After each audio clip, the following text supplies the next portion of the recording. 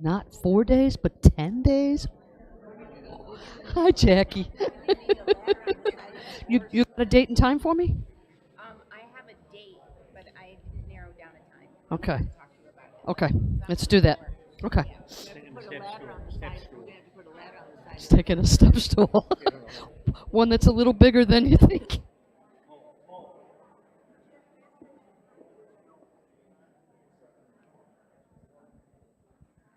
Good morning, everyone. As you hear the words to this song, as you see them up on the board, it says a lot of I's. This is not about me. This is about you. So I want you to Yes, sir. place it in your mind that you are singing these words, okay? This is about us, you.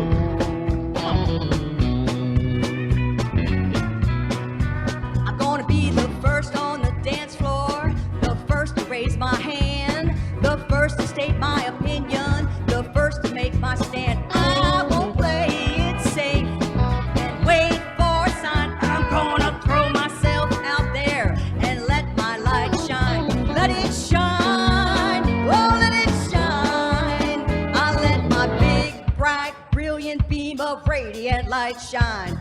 Woo! Remember, it's you. Say this to yourself. I'll be on Oprah and Conan, 60 Minutes and The View. They'll all be talking about me and all the things I do. I'll be the one who sets the bar, the one who's in the know. Folk will come to me and see where fashion trends may go. Let it shine, oh let it shine. I'll let my big, bright, brilliant beam of radiant light shine. For too many years, I lived my life fearing I was too much and who I was just wasn't right. Then I heard this voice from within and up above saying, you'll be here to be the shining light and give and receive love. So now I'm putting on my dreams, nothing in my way. Cardium is my mantra, I practice kindness every day. I take time to connect, I take time to have fun. I wanna know I've used up every drop of my life that is done. Let it shine, oh let it shine. Just let my big, bright, brilliant beam of radiant light shine. For too many years, I hid my light, fearing I was too much and what I was wasn't right. Then I heard a voice from within and up above saying, you be the shining light and give and receive love. Give and receive love. I'm a woman of power, I'm a woman of grace. The life that I have lived is in every wrinkle in my face. I love myself so I can love you too. I just know when we're connected, there ain't nothing we can do. Let it shine, oh let it shine. Just let my big, bright, brilliant beam of radiant light shine. Let it shine, oh let it shine. Just let my big, bright, brilliant beam of radiant light shine. Let it shine, oh let it shine. Just let my big, bright, brilliant beam of radiant light shine. One more time. Let it shine, oh let it shine. Just let my big, bright, brilliant beam of radiant light shine.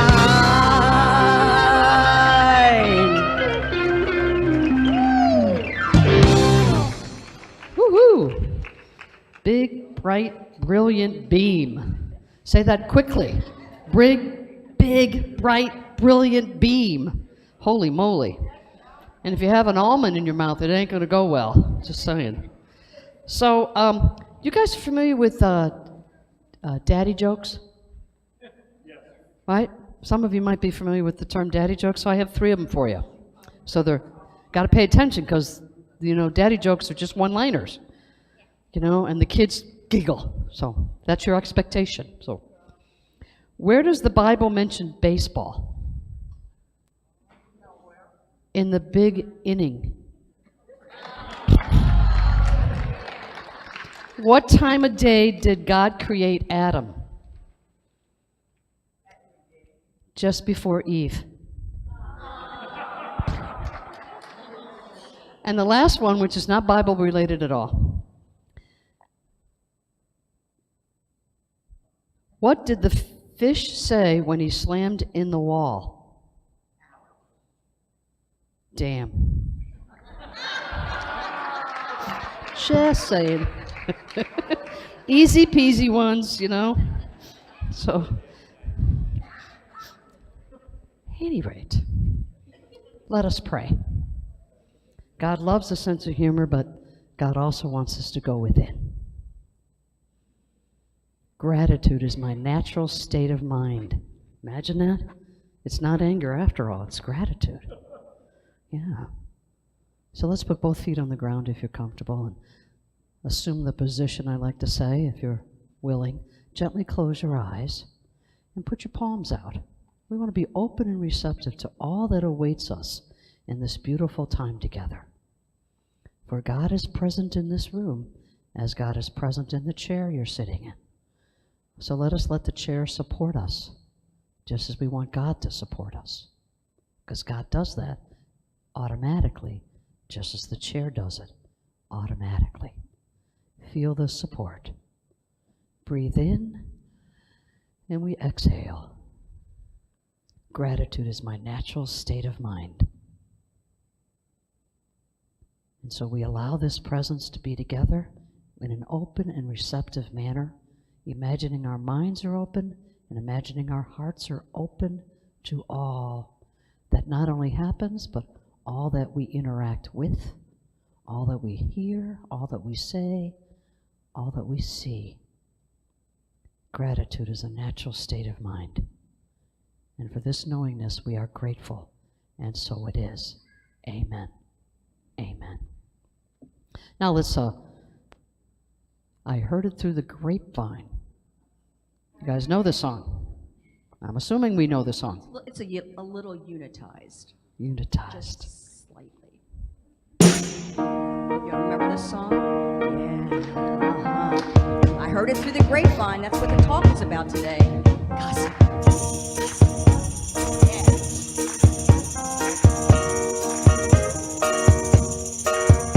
All right, everybody. Sing with me. Ooh, I bet you wondered how I do about your plans that make me blue. Some of the folks you knew before, between the two of us now, you know you love me more. It took me by surprise, I must say, when I found out yesterday. Don't you know that I heard it through the grapevine? Not much longer will the light shine. Baby, I heard it through the grapevine, and I'm just about to lose my mind. Geez, what happens when we lose our mind with gossip, right? I know we aren't supposed to cry, but these tears I can't hold inside. Gossip can change my life, you see, 'cause you mean that much to me. You could have told me yourself that you heard this from someone else. Instead, I heard it through the grapevine. Not much longer is it just mine. Baby, I heard it through the grapevine, and I'm just about to lose my mind. Honey, honey, well,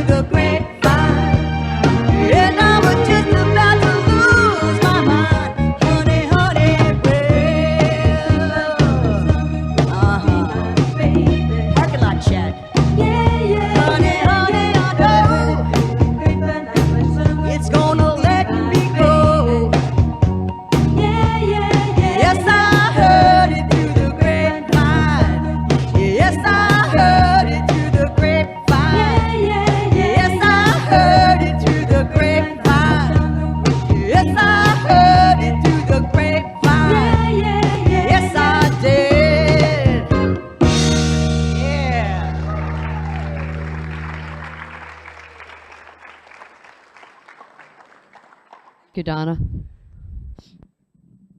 Good morning. Next Saturday, August 22nd, we are having a Sacred Service Saturday gathering. It's from 9 till noon. Gus, Holly, and myself will be the presenters, and Mo will be facilitating. If you have a service on Sunday, if you are part of the ushers, the greeters, hospitality, or if you're just thinking about, do I want to do that? Or if you're just curious, come on and experience with us while we talk about what it means to be in service on Sunday. And the good part is there's pizza afterwards. Gotta feed you. Wednesday, September 7th, is the 29th Annual World Day of Prayer. During that time, we gather and we focus our intentions on oneness, wholeness, compassion, harmony, peace. It's going to be held here in Unity Spiritual Center. The guest minister, Virginia Walsh, will be the prayer chaplain.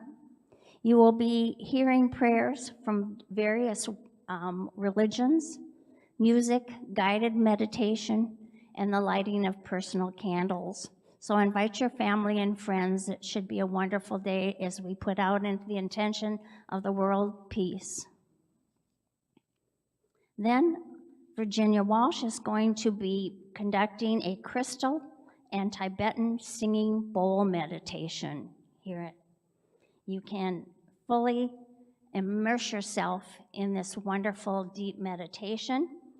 You can sit on the floor, or you can bring a mat, a pad, blanket, pillow, and if you'd like. I know what you're thinking. Kindergarten nap time. It's going to be held after the service, so if you didn't nap during the service, you can nap afterwards. There'll be an offering, a love offering of suggested $10. However, give as you're guided. Everyone is welcome to attend. So again, it's a wonderful, relaxing meditation. Then, this is just in case Gus hasn't talked to you already. We're gonna have a chili cook-off. A chili cook-off, and then afterwards, Mexican train. It's Friday, September 23rd. There'll be a lot of different chilies for you to taste and to vote on. The tickets are $10 and are being sold in advance out in the narthex. As Gus would say, there's a limited amount, so please get your tickets early. It should be a fun and good time. There's even regular chili, veggie chili. Should be something for everyone to taste. And lastly, we have in the back a prayer box. It's in the back on the counter back there. After the service today, there's paper slips and pens back there, and they'll be picked up by the chaplain of the day after the service, which today is Jeff. The chaplains then pray over the slips, and then they will be sent to Silent Unity for an additional 30 days of prayer. Unity believes in the power of affirmative prayer. When you complete the prayer slips, we invite you to affirm what you want more of in your life, rather than focusing on the issue. For example, if you're not feeling well, you want to feel better. You want perfect health for your body, your mind, whatever. When we feel overwhelmed, we might want to affirm clarity or peace or seeing things in a new light. What we give our attention to is what grows. So we might as well affirm what we want and less emphasis on what the problem is. There is an opportunity to have a prayer chaplain pray with you individually after the service. They will be available in the front of the sanctuary, and they'll be wearing their purple stoles. Thank you. Thank you, Miss Mary. Thank you very much. Oh, good. So let us get still.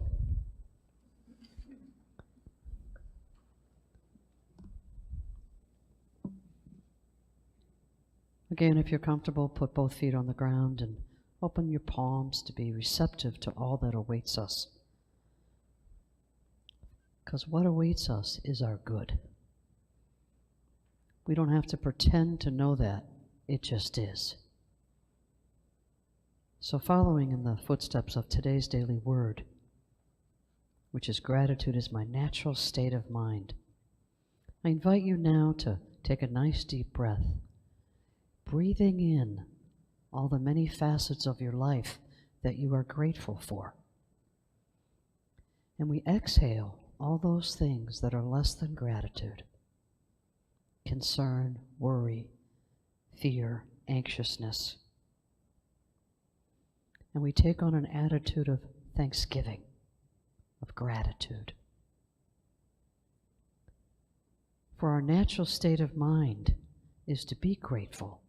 Our human mind will shift that as our life unfolds. And our simple job is to shift back to that natural state of being full of gratitude. So I invite you now to think of 2, 3, 4 things that you are right now grateful for.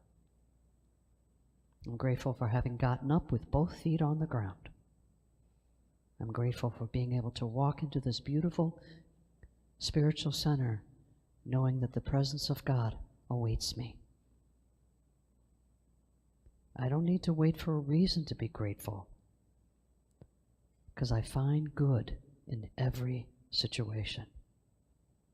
The blessing that can come from any adversity and the presence of God in every aspect of my life. So again, take another deep cleansing breath filled with gratitude, and we exhale those things that no longer serve us. And we can take on a presence of being grateful, filled with thanksgiving. If there's something bothering you today, some form of adversity in your life, I invite you now to seek the presence of God and the wisdom of God to see the good in this adversity. For it is there for our spiritual and our human eyes to see. So let us bring that good to the forefront, and we let the adversity go. We let that take a back seat, and we form our well-being in a state of gratitude. I give thanks for an unlimited world, blissful peace, and a perfect wholeness. A perfect wholeness. So let us go into the silence, seeking out adversity into gratitude. See the good. Focus our spiritual eyes on that and nothing less than our good. And now let us go into the silence.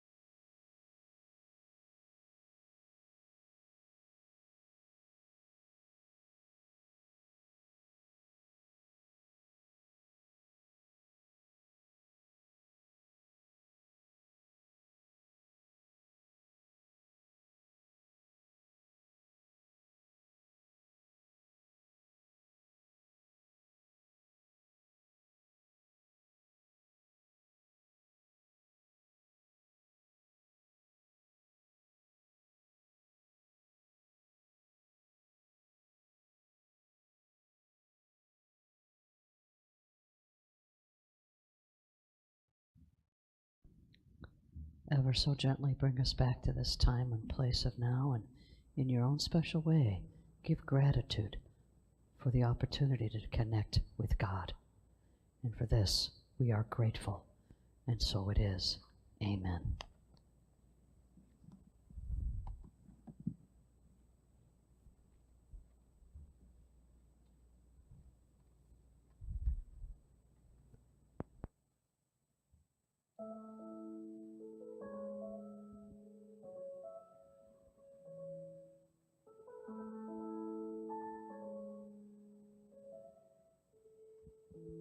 In this moment, in this place, I remember who I am, letting fear and worry fall away from me.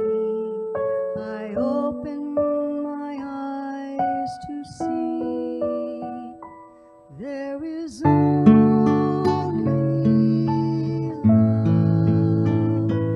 there is only love, love that heals, love that sets us free. There is only love. When I lose myself, when it seems I've lost my way, when I go inside and quiet my mind, I hear Spirit gently say, there is only love, there is only love, love that heals, love that sets us free. There is only love.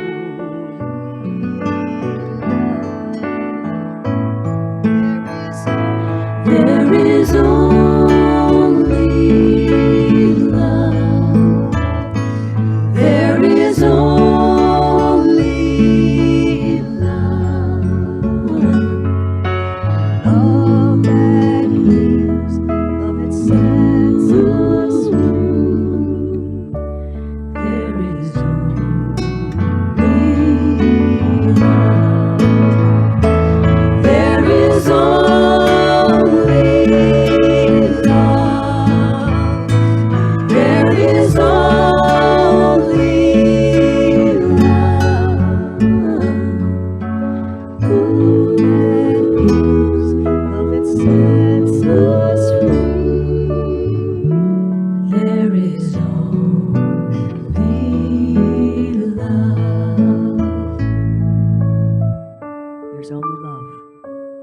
Love to give, love to receive. Love always, unconditionally. There's only love.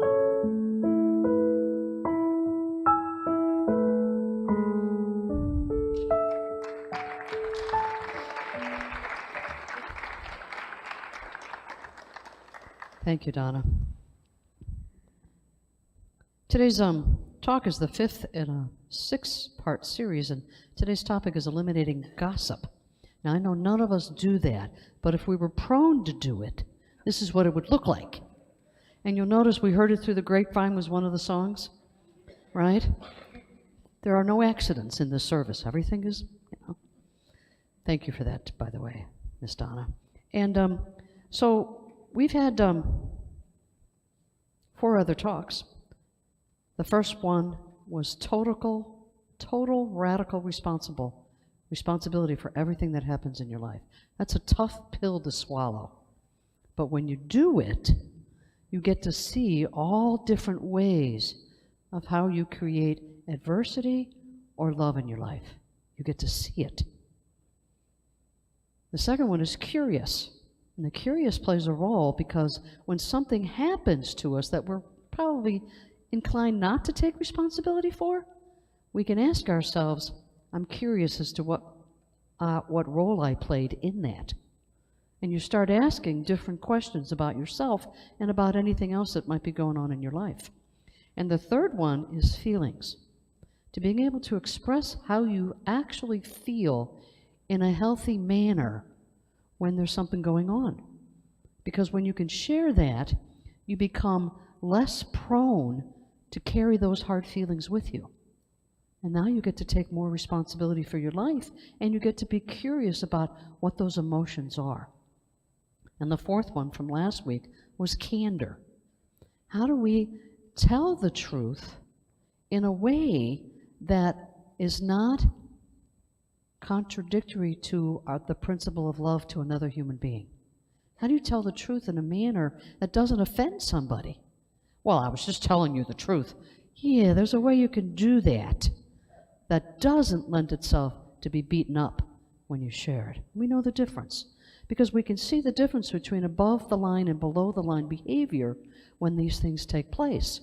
And so today, the fifth side of this is gossip. Now, interesting enough, I haven't forgotten the video. I'm working on it.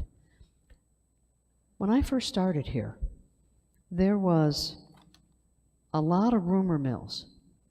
And part of that was because there was this sense of it wasn't safe to tell each other how we felt because the church was in conflict. And I'm grateful that that conflict is no longer here.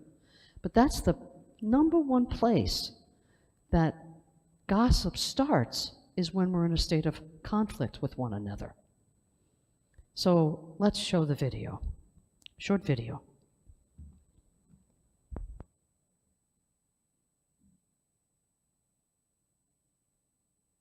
Are you willing to end gossip?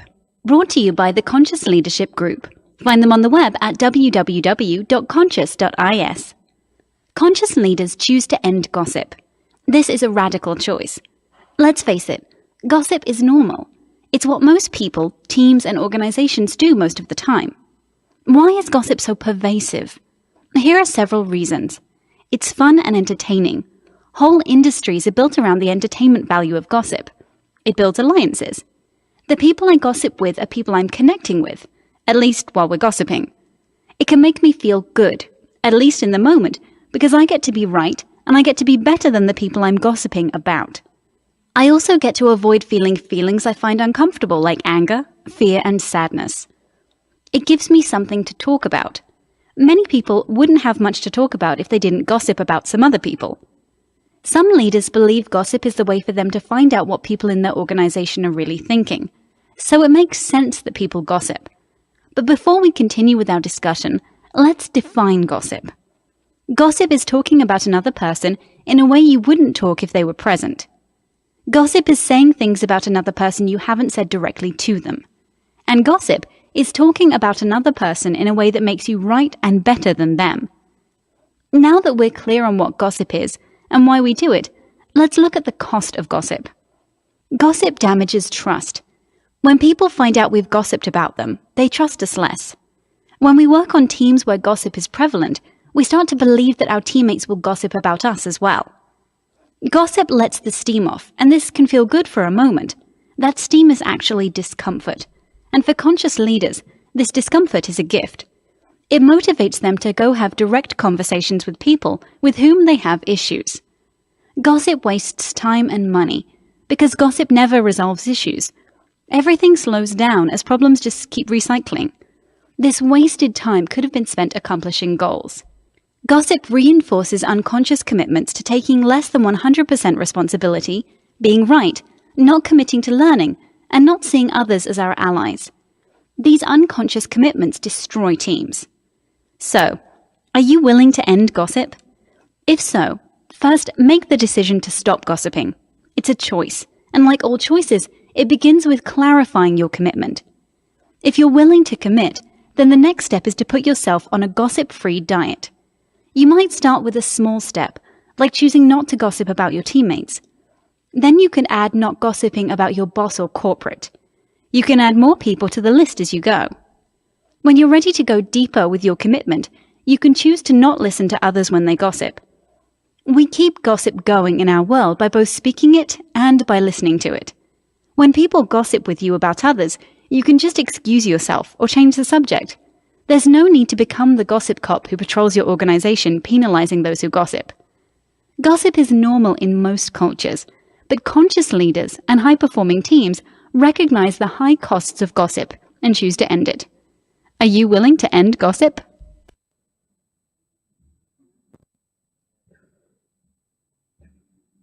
It's a tough pill to swallow because we're prone to doing it. And so one of the things that we initially did some 4 years ago is we called it parking lot talk. Remember that? We called it parking lot talk? Yeah. So we figured that if we could at least start with no talking about anything that's going on negatively in the parking lot, right? And for the most part, we no longer go into the parking lot and converse with people. We do it in the community room now, under happy terms. And then we get in our cars and we drive away, which is a beautiful thing. So gossip is an leaking energy. It leaks energy from us. We are unable to be a dynamic influence on others with our creative ideas when we gossip. It's a waste of time. It's a waste of time. And so there's reasons that we gossip. One is we want to make others wrong. We want to gain validation. See, I told you I was right. You know, my group agreed with me. Controlling others. We want something to go our way, so we filter our ideas through other people. Getting attention. Divert attention. We don't have to pay attention to what's going on for us.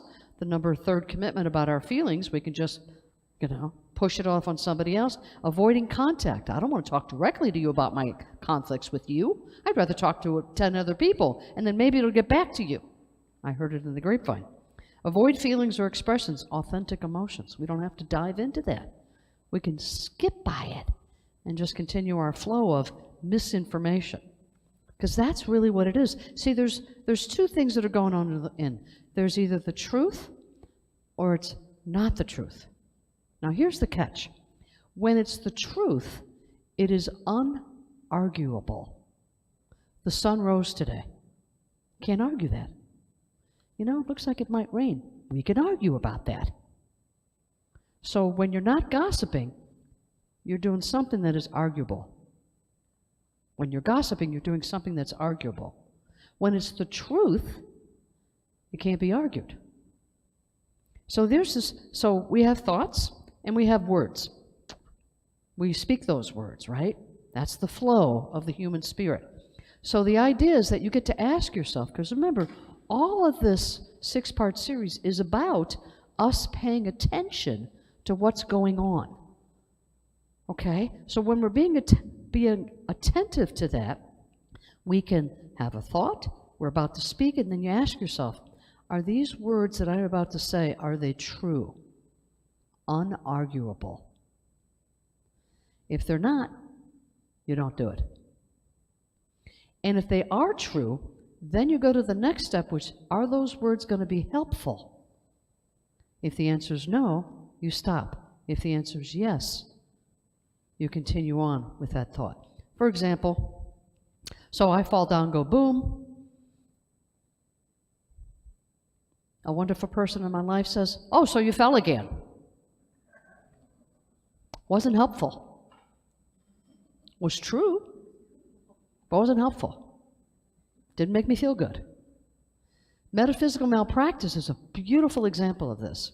"Oh, so you got a cold again. Well, what's that about you?" Below the line. "Oh, you have a cold." True statement. "I hope you're getting more sleep." Big difference. So gossip is us going out in the parking lot or within our own little cliques, groups, people we talk to that say, that minister fell again. Boy, she is a klutz.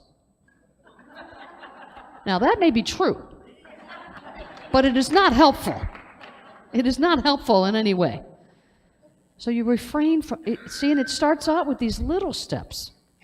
It starts out with those little things. And so you get to ask yourself, through our thoughts, from our mind, Is it true? And is it helpful? If it passes both of those litmus tests, you're probably not gossiping. Now, the other side of this is that maybe you're the one that gets to listen to the gossip. How many of us love to listen to the gossip? Yeah. Oh, tell me more. Yeah. You know, soap operas are all about gossip, right? I mean, if they would just tell the truth, Sam would know that Elliot's a good guy. Instead, they won't tell each other the truth, and it keeps the series running for 45 years. Because we get caught up in it. We like gossip. You know, it's like the human element. But when we're in an organization such as ours, we want as much of our behavior, including what we see, say, and hear, to be above the line. Helpful. True. And when we have that going on in a beautiful spiritual organization like ours, the front door always remains open to everybody coming in. We feel that, we feel that connection. We walk in the door as newcomers and say, oh, they're doing something good here. But when there's that nipping at each other, because where two or more are gathered together, there's stuff. And we got 80 people here today, so there's stuff. So we get to choose how we want to present our stuff. It doesn't mean, now candor from last week means we don't have to carry a facade. We don't have to pretend to be somebody we're not. You don't have to put on a different air when you come to church like we did when we were kids. You better behave, right? Or you get a wackadoodle. You get something, you know, whatever. So, yes, I want you to behave in church, but only to some degree. You know, be authentic with yourself, and then you can come to your spiritual center and be authentic too. And maybe, just maybe, we'll carry that authenticity outside our homes. You see, the number one reason people come to church, especially for the first time, is because they've been invited. And if they walk in the door, yes, they walk in the door and they find something less than inviting, they're not coming back no matter what you tell them. We've got a good thing going on here. People are coming back for the second or third time. And they get to take that pink and green tag off and become a part of our community. And that happens because we're not doing things that are below the line. As authentic as you can be. This chapter in this wonderful book, The 15 Commitments of Conscious Leaderships, we're only going to do the top 6, because the top 6, the first 6, need to be done in order for the other 9 to function. So next week we're going to be talking about practicing integrity. Robert just read something on a Facebook feed that they put somebody to rest, and the one word for that gentleman was integrity. Wouldn't that be nice? Versus they gossip about everybody on our tombstone. They were filled with integrity. Wow. See, in order to be integrous, the candor has to be there. The authenticity has to be there. And you're certainly not one of those that are gossiping, spreading this. You see? I've said from day one, if you've got something you want to say to me, come say it to me. The door's open. I don't even have a key to the office anymore. I lost it. The point being is I don't have a key, so my door's open. You know, I'd rather hear directly from you rather than going to a board meeting with 6 angry board members who have all been told I suck. And they're giving me my performance review, because this is real for other churches. We don't want that here. Where the minister's sitting down going, hearing 6 people tell them how awful they are. And no one ever told them as it was going along. The minister has BO. Nobody ever told them. The minister didn't know. How simple it is to be able to go up to somebody and say, you know, Mo, have you got running water? Just curious, you know. However we do that. You know, because it creates divisiveness. And aren't we here to get closer to God? Not create divisiveness between each other? That's why we want to keep coming back. Not to be part of something negative. We want to be uplifted and feel good about who we are in the universe. And as long as we remain curious and accountable for what happens in our lives, we can be very authentic, and our candor and our love for another human being can come out when we do need to say something that needs to change. Now, most of you are in primary relationships, and we know the number one rule: never criticize your spouse in public. We do know that, right? Yeah, because the moment you do that, the gossip mill, not to mention the uncomfortableness that takes place. You see, same goes here. We are in a significant relationship with each other. We're on a spiritual journey, finding God in all the unusual places. Because God is everywhere, including in the adversity. God is in the gratitude, God is in the thanksgiving, but God is also in the uncomfortableness of our experiencing more of life. I'd rather have your creative forces in alignment with where we're going rather than, what the hell is she talking about now? It changes. It changes the way we perceive where we want to be. The other part of gossip is the one that's listening to the gossip. Now here's the catch. When somebody, and I live my life like this. If somebody comes to me and says, you know what, I had this thing happen with so-and-so, and they didn't know, I went, whoa, stop. Do you want me to take you over to them so you can tell them that directly? And they'll usually say, oh, no, don't do that. Because we don't want to tell the other person the truth. We'd rather tell somebody else, and maybe it'll get back to them. Right? And so my door may be open, but if you hear somebody saying something about me, I want you to take their hand and say, you know, she's open. Let me walk you over to Rev Mo.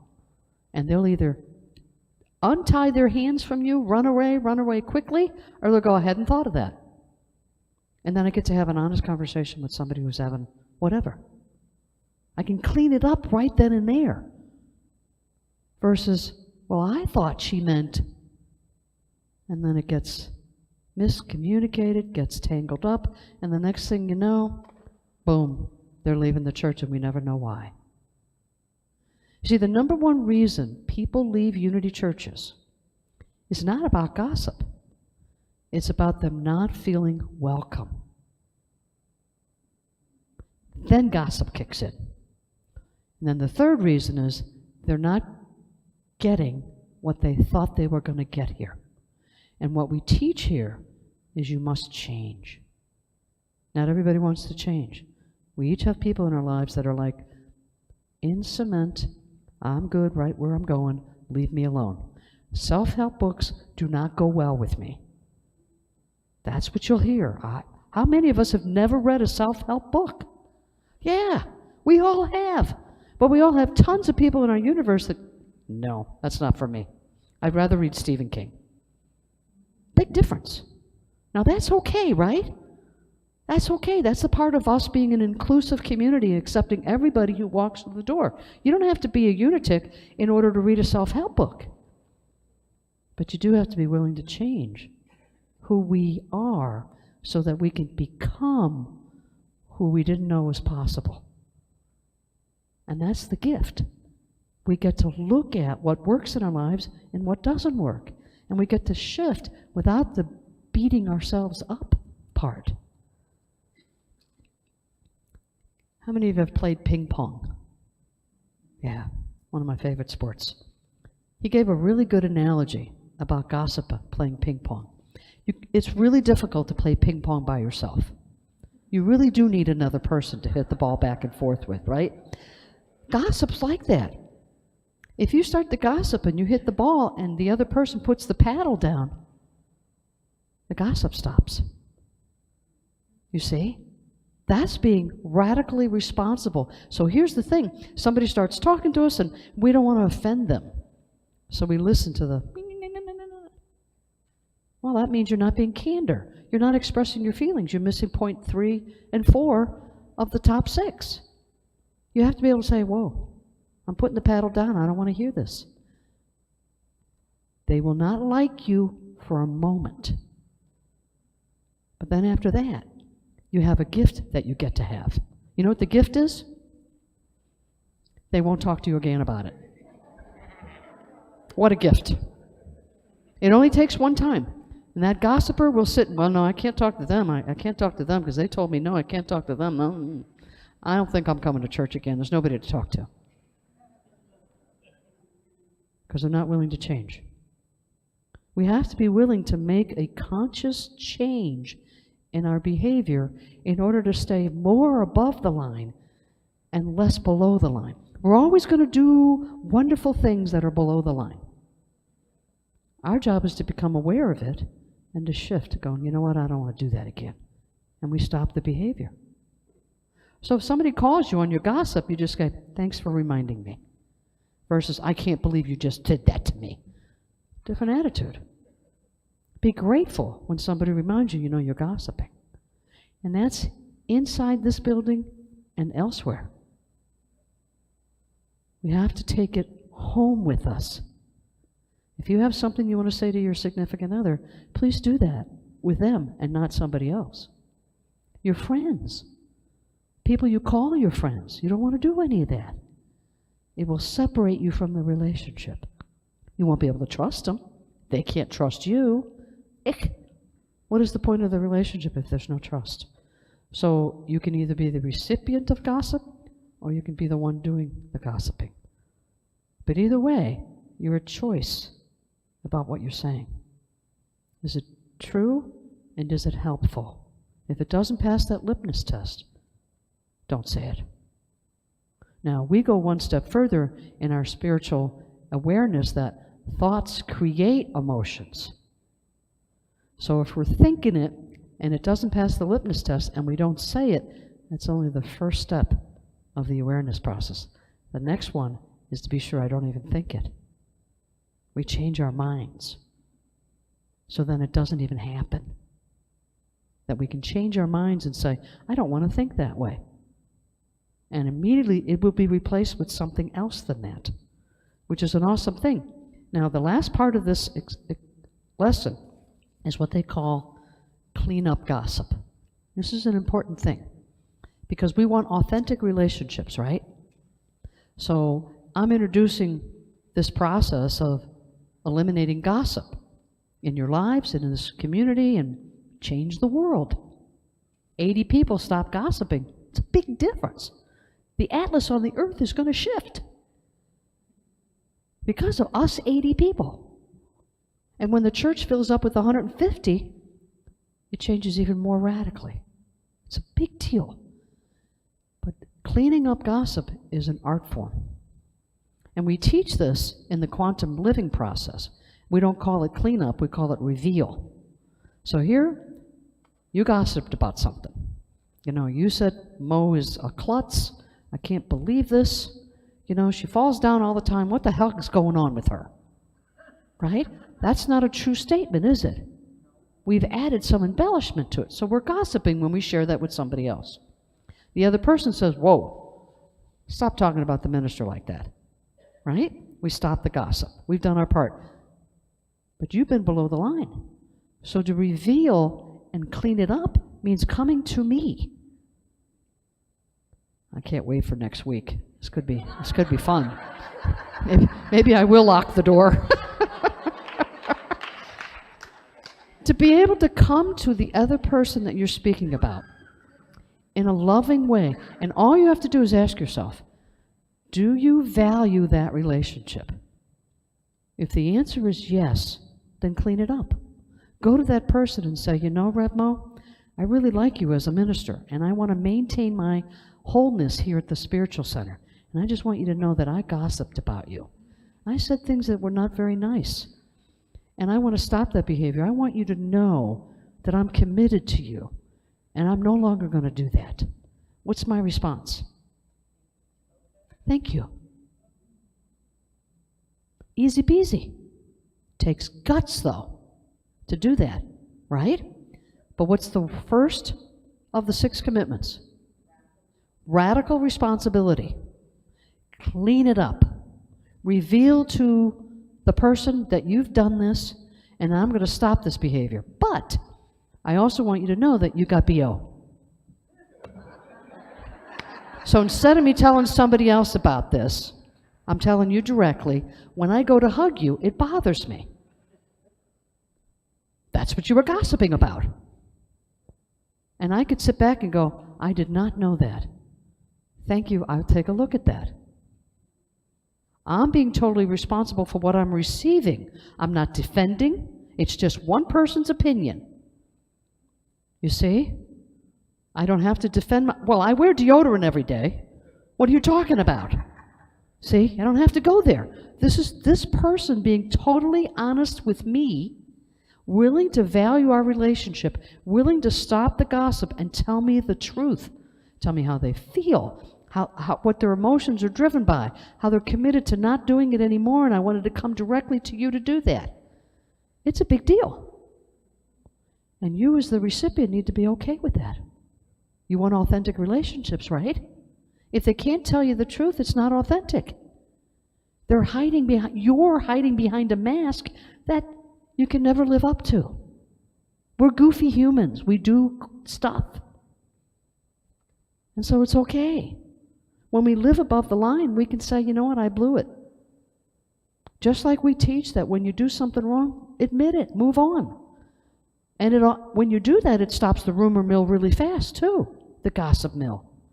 When you can say, oh my gosh, I'm so sorry, I didn't mean it for go out like that. I didn't intend for you to, blah, blah, whatever. And here's the question, and they asked it in the video clip. Are you willing to stop gossiping?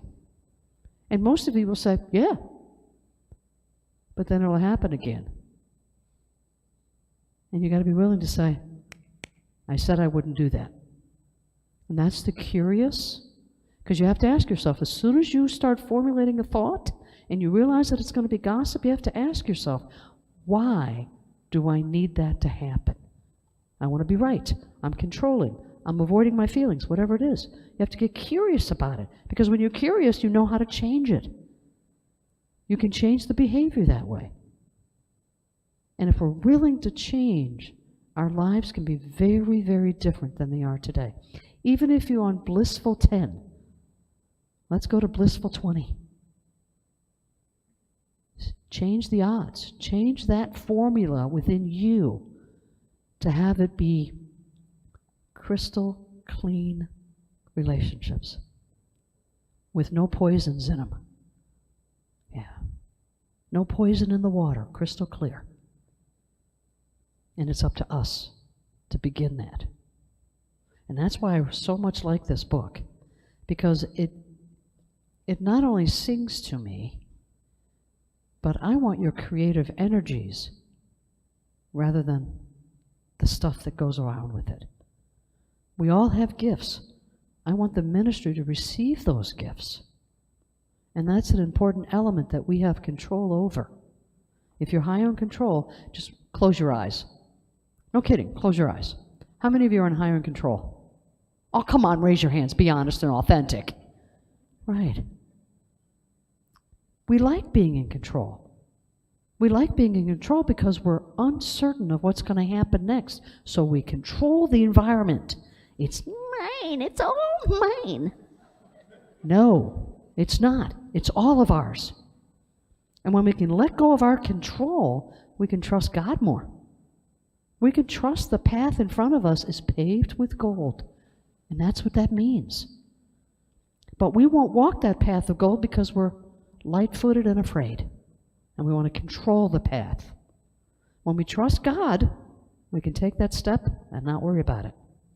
Gossiping is a control. We want to be in charge of the narrative. Let God be in charge of the narrative. Speak your truth with candor, honesty, love.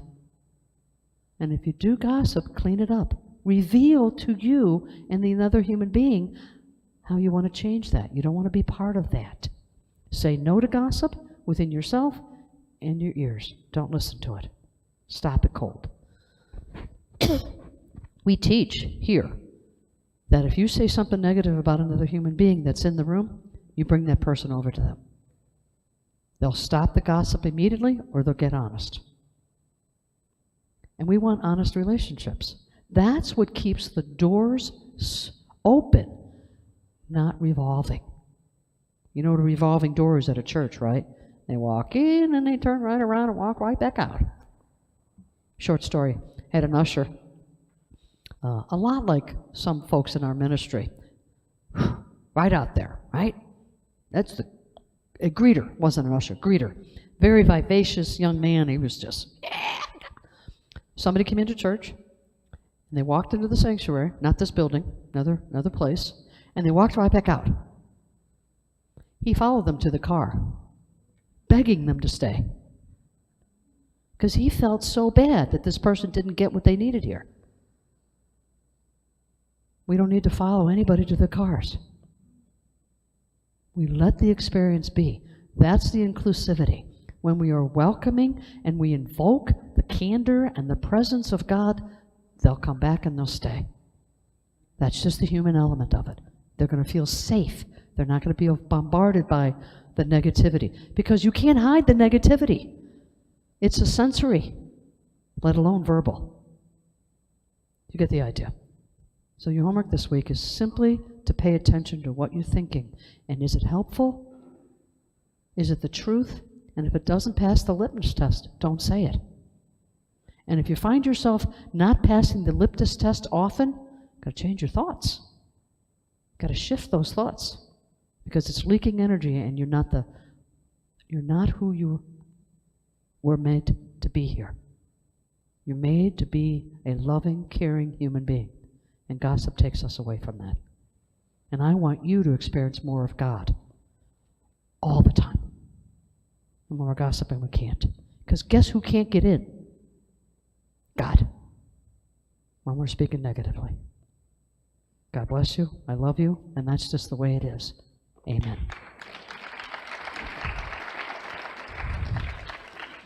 So this is the time in our service where we accept love offerings and your tithes.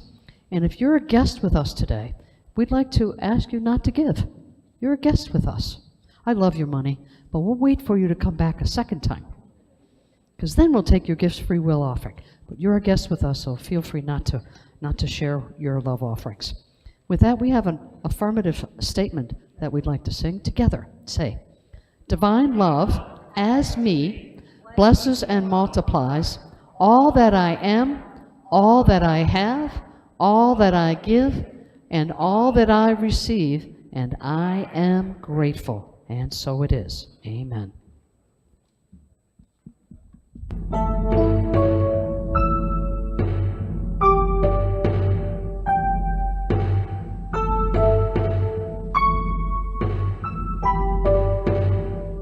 I send my love over the mountains.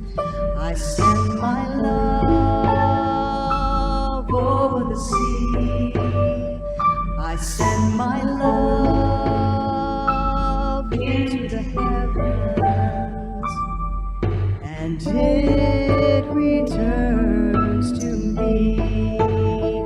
I send my love over the mountains. I send my love over the sea. I send my love into the heavens, and it returns to me. I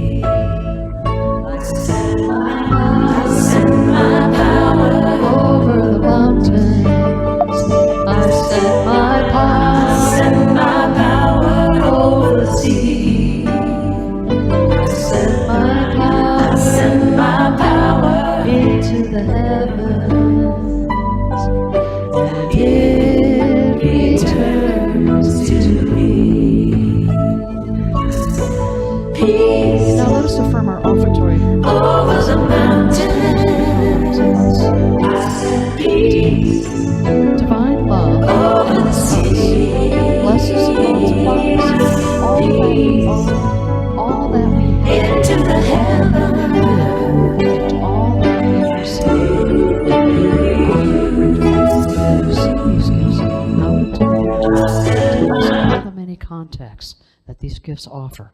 For this supports our ministry in totality, and for these gifts we are grateful, and so it is. Amen. I'd like to invite Claire Ron up to do the board update. Are you ready, Miss Claire? Okay. Bring it on. You want to do it right from here? Yeah. You got it. Yeah. Well, you got it, girlfriend. Thank you. Morning, everyone. So nice to see smiling faces. I am here to give the August board minutes. I will start with the most exciting news, so hang on. We have a working septic system. I know. Is there anything more essential? We have new pipes. We have a new drain system. I think it's all filled in, and we're just waiting for seed. So, hallelujah. Talked about that I know so much more than I ever wanted to know. Okay, our finances, how are we doing? So we're doing reasonably well.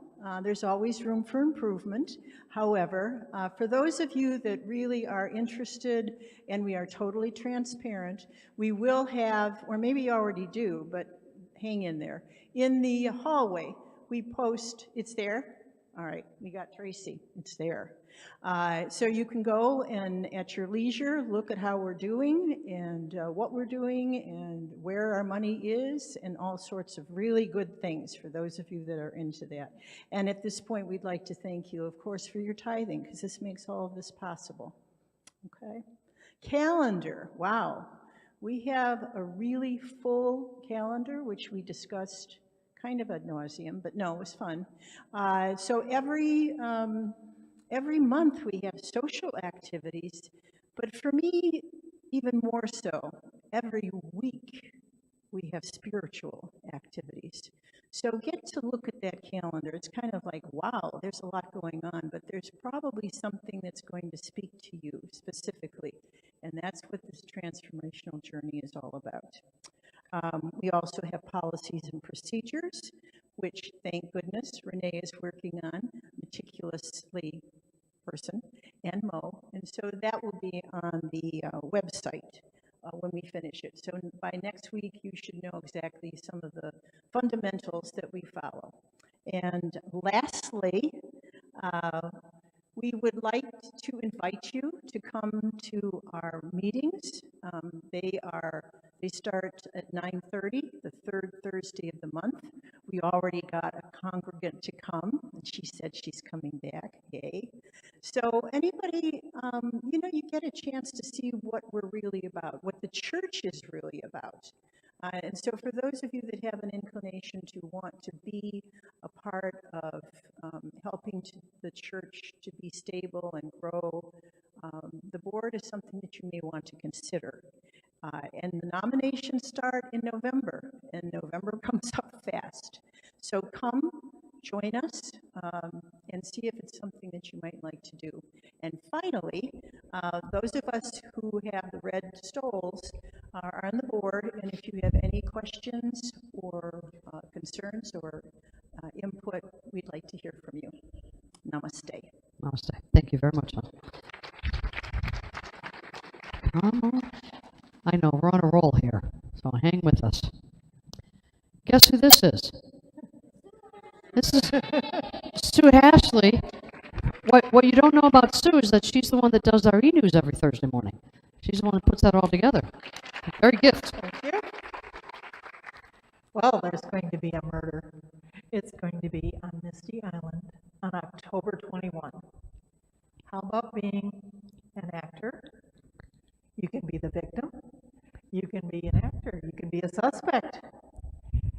So we're having a meeting after church today to discuss the parts, get volunteers for others to help, such as costumers, decorators, kitchen help, chicken sellers, 50-50, drawing help.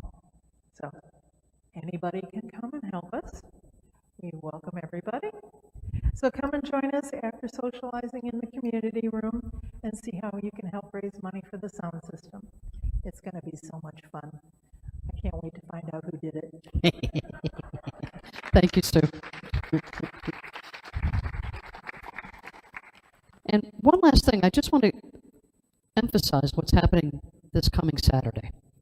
So Holly and Gus and Miss Mary are presenting Sacred Service Saturday. This is open to everyone, no matter what sacred service you're on, whether you've decided to wait a bit or whatever your gig is, come join us. Now, what we're going to focus on is our Sacred Sunday ministries. So all the things that happen on a Sunday to pull this off. You know, it's a lot of effort. It's not just a one-person show. There's a lot of things that take place in order to pull this off. So we want you to come join us because we want to impart with you how you're on duty and how you're off duty. So some of you may not be in service today. Well, I'm so sorry to tell you that doesn't mean you're off duty.